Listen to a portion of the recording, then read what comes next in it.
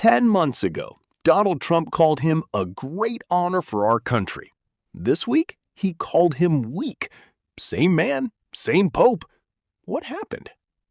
May 8th, 2025, white smoke rises over the Vatican. For the first time in 2,000 years of Catholic history, an American is elected pope. Robert Francis Prevost, born in Chicago.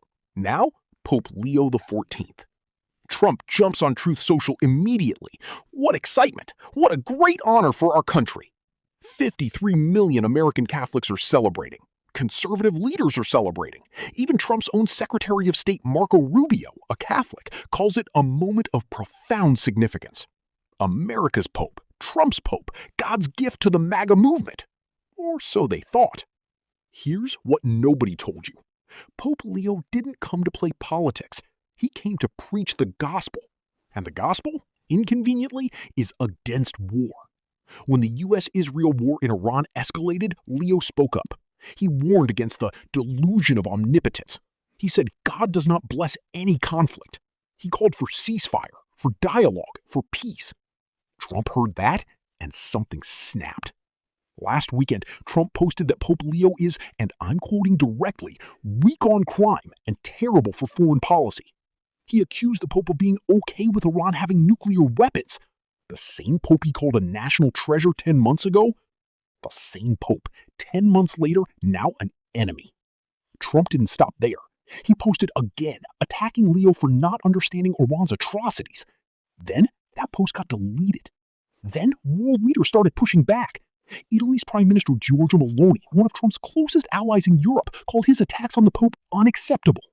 Bishop Robert Barron, who literally sits on Trump's own Religious Liberty Commission, asked Trump to apologize. Trump refused.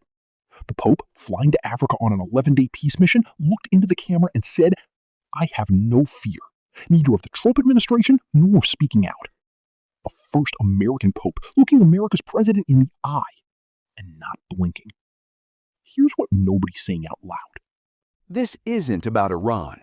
This isn't about foreign policy. This is about who gets to speak for God in America. Trump has spent years building a political movement wrapped in Christian symbolism. Bibles, churches, God bless America. And for a long time, conservative Christians were his most loyal base. But Pope Leo represents something Trump can't control. 1.4 billion Catholics worldwide, 53 million Americans. A moral authority that doesn't answer to any election. When the Pope says war is wrong, and your entire political identity is built around that war, you have two choices. Ignore him quietly, or attack him publicly and hope your base follows. Trump chose option 2. And now, for the first time, some of his own supporters aren't following. Think about what just happened. A man who called the Pope a great honor is now calling him terrible. Not because the Pope changed, because the Pope refused to change for him. That's the real story. Leo didn't become an enemy by doing something wrong. He became an enemy by doing something right and refusing to stop. And here's the part that should make every American think, regardless of whether you're religious, conservative, liberal, or none of the above. When the most powerful political leader in the world tries to silence the most powerful moral leader in the world, and the moral leader says, "I have no fear," what does that tell you about the political leader? What does it tell you about the kind of power that needs silence to survive? Trump wanted an American Pope. He got one. He just didn't want this American. He wanted a Pope who blessed the bombs. He got a Pope who's praying for the people under them. He wanted a Pope who'd call America's wars righteous. He got a Pope who calls war, all war, a descent into barbarism. And now the man who celebrated the first American Pope is the first American president to publicly attack one. History will remember this moment. The question is, which side of it do you want to be on?